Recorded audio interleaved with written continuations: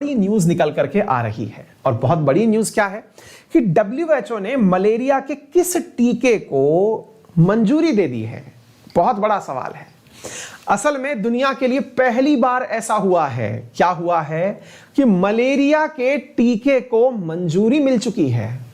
अब आप पूछेंगे तो क्या इससे पहले मलेरिया का टीका नहीं था क्या? नहीं था। इतने लंबे साल बाद WHO ने कितने साल तक एक्सपेरिमेंट्स को अटका के रखा कि तुम प्रयोग कर लो, दवा बना लो, लेकिन मैं परमिशन नहीं दूंगा। तो ये आज की अगर मैं कहूं तो सबसे महत्वपूर्ण खबरों में से एक है, क्योंकि दुनिया को मलेरिया का टीका मिल चुका है। अभी तक वायरस और बैक्टीरिया का मिला करता था, लेकिन अब साथियों मलेरिया का जो जिम्मेदार कारक है, कमेंट बॉक्स में बताइए मलेरिया किस प्रकार की बीमारी है, विषाणु जनित, बैक्टीरिया जनित या कुछ और कुछ और है तो क्या है, कमेंट बॉक्स में जल्दी से बताइए। तो साथियों अब एक वैक्सीन को WHO ने अलाउ कर दिया है। साथियों क्या है ये पूरी बात, आइए मैं अब आपको बताता हूं। साथियों हाल ही में मलेरिया के द्वारा एक टीके का जिसका नाम है, उसे आप जान लीजिएगा, नाम है RTS-SA01। पेपर में पूछा जा सकता है साथियों, इसलिए निवेदन है कि आप इसे कहीं भी लिख लें और याद कर लें। दवा का नाम है RTS-S/A-S01 मलेरिया वैक्सीन। ठीक है, इसे शुरू किया गया था, इसे बनाया कब गया था? तो साथियों बनाया गया था 1987 में। अब आप जरा विचार करके देखिए, आज से 34 साल बाद, बिल्कुल प्रोटोजोआ जनित बीमारी। साथियों आज से 34 साल पहले जिस वैक्सीन को बनाया गया था, आज सोच के देखिए कि कोरोना कितनी घातक बीमारी है कि वैक्सीन बने 6 महीने होते हैं कि WHO उन्हें परमिशन दे देता है।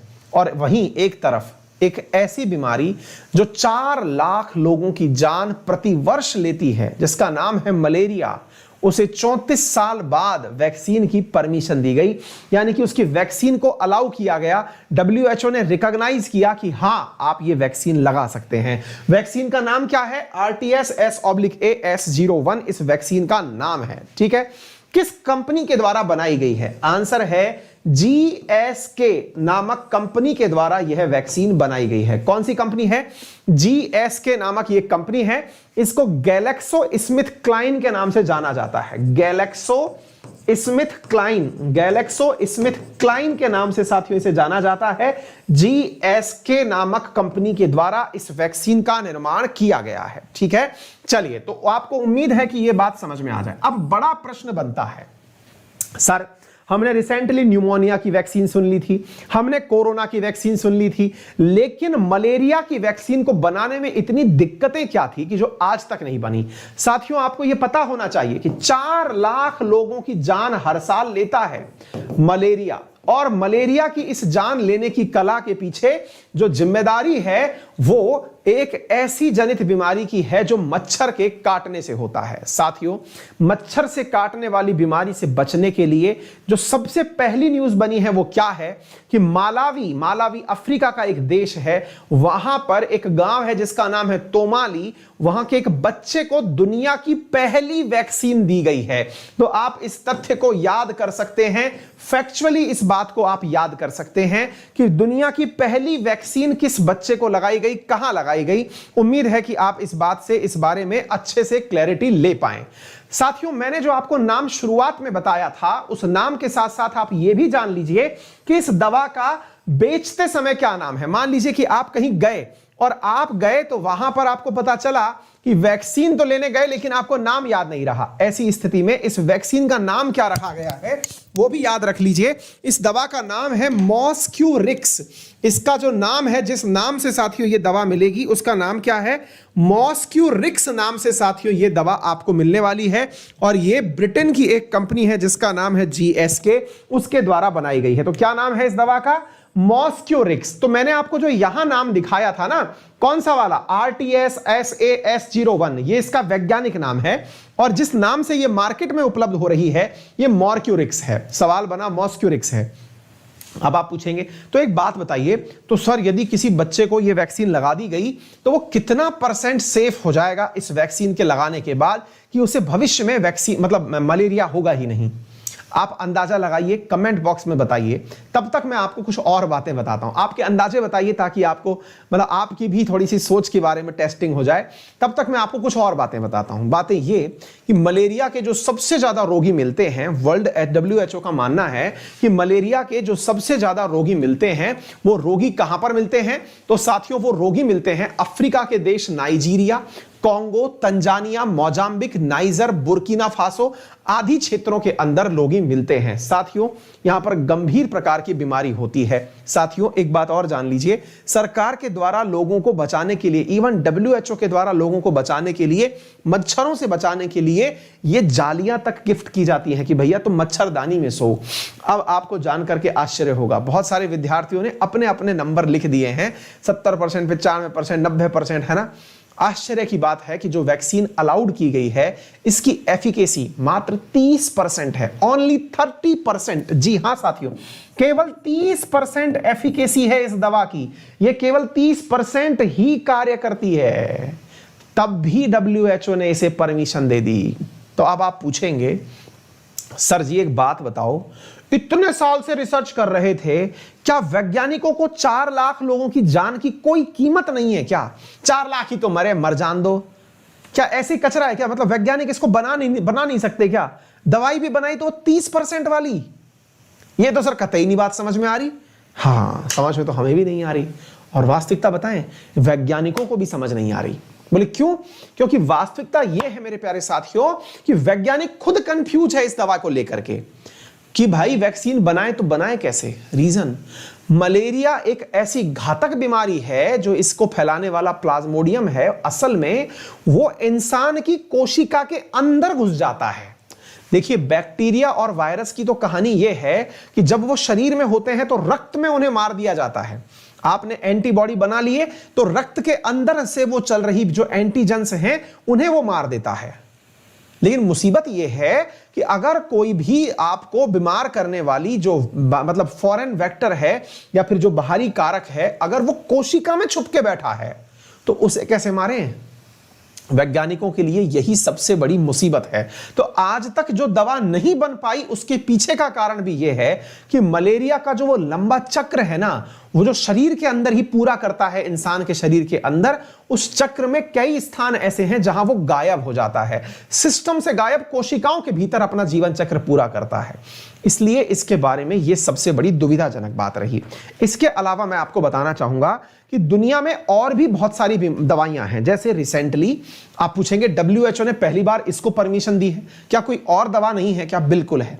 एक दवा है जिसका नाम है R21 मैट्रिक्स M। दवा का नाम है R21 matrix M, R21 matrix M। इस दवा की एफिकेसी के बारे में क्लेम किया गया है कि ये 75% तक है, 75% तक एफिकेसी है, लेकिन WHO नहीं मानता। इसलिए WHO ने इसे परमिशन आज तक दी नहीं।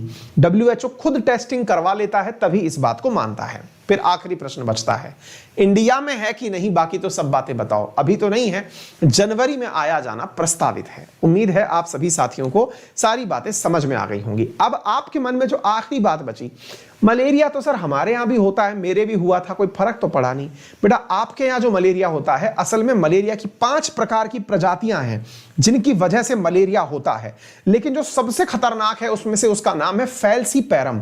फैल्सीपैरम के कारण जो मलेरिया होता है, वो फैल्सीपैरम के कारण मलेरिया इन अफ्रीकी देशों में होता है, जिसकी वजह से वो लोग बहुत ज्यादा रूप से पीड़ित होकर के मृत्यु को प्राप्त हो जाते हैं। इसलिए अफ्रीका में ये बहुत गंभीर बीमारी है जहां 4 लाख लोगों की जान प्रति वर्ष मलेरिया से चली जाती है। ठीक है, तो उम्मीद है आप लोगों को यह बात प्रॉपर तरीके से समझ में आ गई होगी, है ना। तो उम्मीद है आपको ये क्लियर होगी ये हमने आपको सारी बातें बता दी। चलिए आगे चलते हैं। जीवन चक्र तो आपको पता ही है, 25 अप्रैल को वर्ल्ड मलेरिया डे के रूप में मनाया जाता है।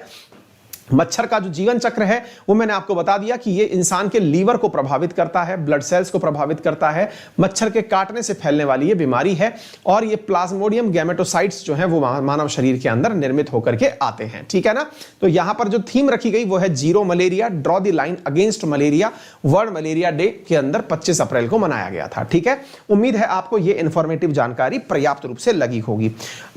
करने के लिए क्या करना है, रेफरल कोड अंकित 10 यूज करना है। जो भी फीस होगी उसमें 10% का आपको डिस्काउंट प्राप्त हो जाएगा। उस कैटेगरी में चलने वाली सारी क्लासेस आपको मिल जाएंगे। है कि यदि आप में से कोई भी विद्यार्थी लेफ्टिनेंट बनने का सपना देख रहा है तो उसके लिए अनअकैडमी के द्वारा कोर्सेज उपलब्ध करवाए जा रहे हैं।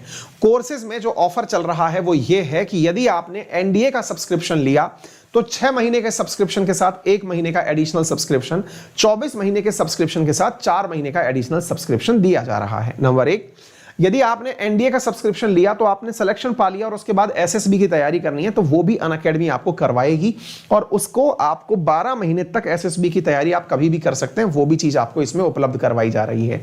6 से लेकर 14 के बीच में ये ऑफर आपको दिया जा रहा है। वहीं यदि आप में से कोई सीडीएस, एफकेट या सीएपीएफ की तैयारी कर रहा है तो उसके साथ में 6 महीने के साथ 1 महीने की एक्सटेंडेड और 24 महीने के साथ 4 महीने की एक्सटेंडेड वैलिडिटी दी जा रही है।